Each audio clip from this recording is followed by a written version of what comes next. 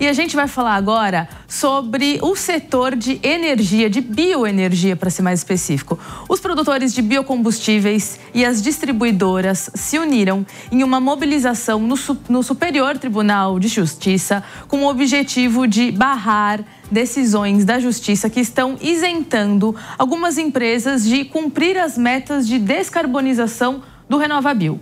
O programa federal que estimula o uso de combustíveis mais limpos aqui no Brasil, né? Então, diversas entidades protocolaram pedidos para atuar na prestação de informações e esclarecer questões técnicas na ação movida pelo Ministério de Minas e Energia, que busca a suspensão de liminares concedidas às distribuidoras inadimplentes. Uma dessas entidades é a única Associação Brasileira da Indústria de Cana-de-Açúcar e Bioenergia, com quem nós vamos conversar agora com Evandro Gussi, presidente da instituição. Evandro, muito obrigada pela sua participação. A gente conta muito com os seus esclarecimentos aqui, porque é um tema um pouco técnico, mas que reflete, com certeza, na nossa sociedade, porque a gente está falando de biocombustível, a gente está falando de descarbonização. Então, eu vou pedir para a gente começar do básico, por gentileza, e relembrar ao público o que é o RenovaBio.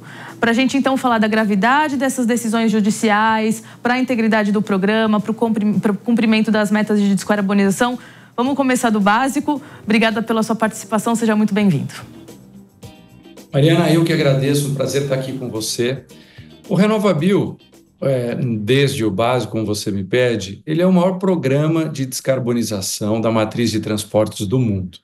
Então, as usinas, elas se certificam para ter um etanol que cumpre uma série de medidas e elas têm uma avaliação feita por empresas de grande renome, né, que vão lá auditar todo o processo produtivo.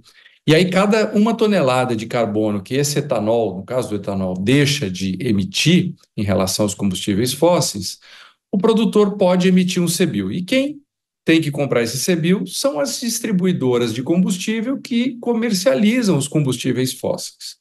O programa foi aprovado lá em 2017, entrou em vigor em 2020, ou seja, já são 5 anos que o programa está em vigor, e a gente tem uma divisão muito clara. Tem um grupo de distribuidoras que, infelizmente, se nega a cumprir o programa.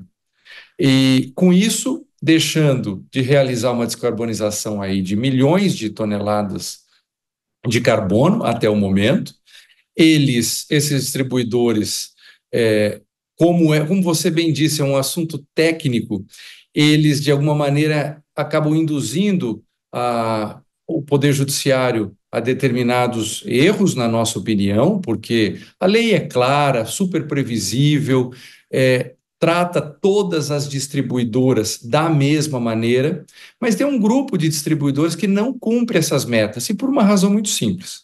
Como elas não cumprem a lei, não têm a compra do CBIO dentro das suas práticas, elas, no fundo, vendem esse processo, constroem isso para tomar mercado das distribuidoras que cumprem. Imagina que você tem uma rede de comunicação que paga tributo, e aí abre alguém do lado que diz, não, eu não vou pagar tributo. Ou seja, esse vai estar na frente daquele que está cumprindo a lei, né, para os consumidores, para os anúncios e assim por diante. Imagina a pessoa que tem um cachorro-quente, que cumpre com as suas obrigações, e o do lado diz, olha, eu não quero cumprir. Para quê? Para ganhar uma vantagem, para ganhar mercado como eles têm ganhado. Então, no fundo, eles têm atrapalhado um programa que é seríssimo para o Brasil, seríssimo para a economia brasileira, para a reputação internacional do Brasil.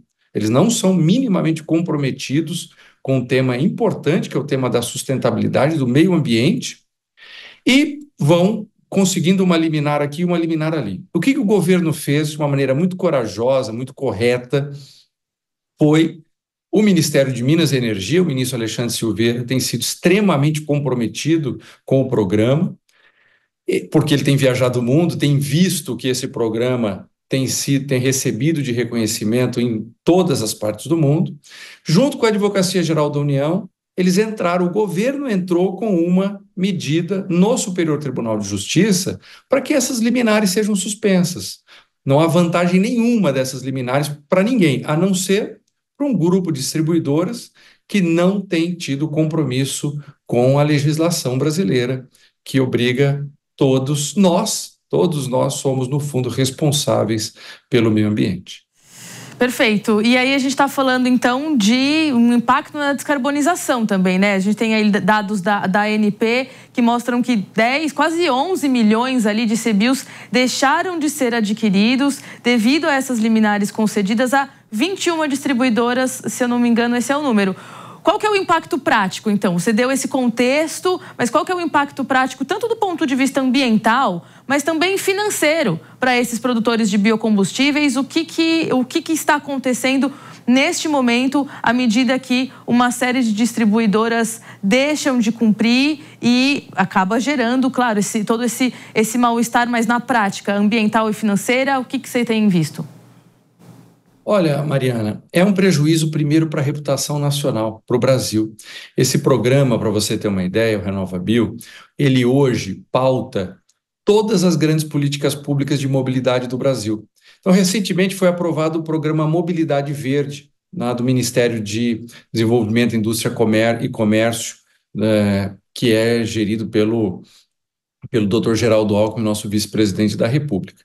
Então, lá no Mover, a gente vai ter qual é o nível de emissão dos combustíveis pautados pelo RenovaBio. O programa Combustível do Futuro, que o governo acabou de lançar no ano passado, que é um programa extremamente importante, também tem como lastro as notas de eficiência, ou seja, o nível de emissão do RenovaBio, dessa política nacional. Então, ela é fundamental para isso.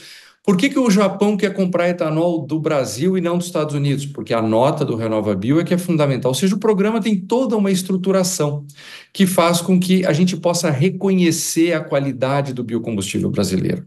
Enquanto o biocombustível, por exemplo, dos Estados Unidos, tem uma emissão de 50 gramas por megajoule de energia, o nosso tem de 21 gramas. E onde que a gente mede isso? A gente mede no RenovaBio. E essas distribuidoras, eu posso dizer com tranquilidade, elas já há muitos anos travam uma batalha contra a sustentabilidade no Brasil. Uma batalha contra os biocombustíveis, uma batalha contra o novo mundo, contra o presente e contra o futuro. E a prova disso é que no passado eles diziam, olha, são as distribuidoras contra os produtores de biocombustíveis. Isso agora cada vez mais se mostra que não é a verdade. Tanto que o Sindicom, que representa distribuidoras que estão comprometidas com as políticas ambientais, distribuidoras que têm respostas a dar aos seus acionistas, à sociedade brasileira, que é cada vez mais consciente da nossa necessidade ambiental, cada vez mais consciente desse patrimônio fantástico que são os biocombustíveis, estão juntos conosco no pedido ao STJ que acolha esse requerimento da Advocacia Geral da União, do Ministério de Minas e Energia, que está querendo uma coisa só, que a lei seja cumprida. Nós todos no Brasil queremos ter um país em que todo mundo seja tratado de maneira igual, em que não tenha um que pode, outro que não pode, um que é obrigado a cumprir a lei, outro que não é obrigado a cumprir a lei. A gente também está falando de um momento em que existe uma sanção aí da Lei 15.082 de 2024, que amplia as penalidades para as distribuidoras inadimplentes. 2024 a gente está falando super recente, né?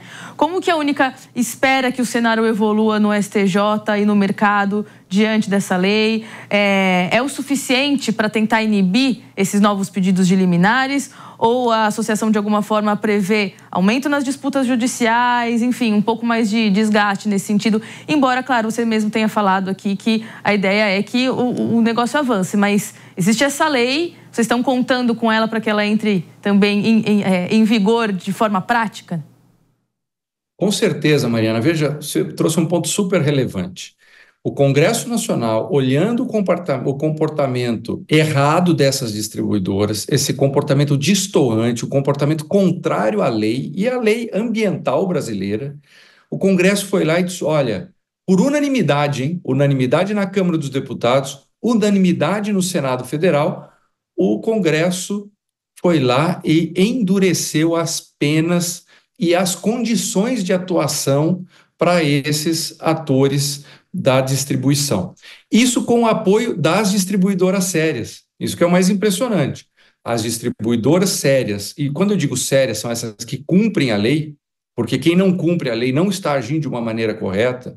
E eu dizia e repito, a gente tem que acabar no Brasil com aqueles que têm que cumprir a lei e os outros que não têm que cumprir a lei. O Brasil tem que ser um país de todos. É para todo mundo? É para todo mundo. Então o Congresso foi lá e reforçou as penalidades, colocou restrições importantes para atuação, para quem não está cumprindo, para quem não está adimplente com o RenovaBio. E o que a gente espera é que o Poder Judiciário seja o garantidor efetivo da legalidade no Brasil, e nós esperamos que, após uma avaliação técnica, isso está sob o julgamento do ministro Herman Benjamin, que é um reconhecido ambientalista no Brasil, uma pessoa com uma capacidade técnica comprovada, é um intelectual, um jurista reconhecido tanto no Brasil quanto no mundo, e o que a gente faz é apoiar o pedido da Advocacia Geral da União, o pedido do Ministério de Minas e Energia, que no fundo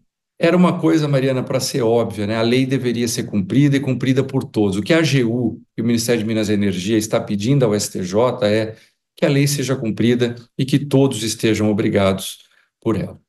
Assim esperamos, né? Mas para acompanhar, continuar acompanhando esse assunto, já fica o convite para você voltar, viu, Evandro? Muito obrigada pelas explicações, pelo didatismo. E é isso, seja bem-vindo aqui em outras ocasiões no Hora H do Agro. Sempre à sua disposição, Mariana. Um abraço a todos. Muito obrigada.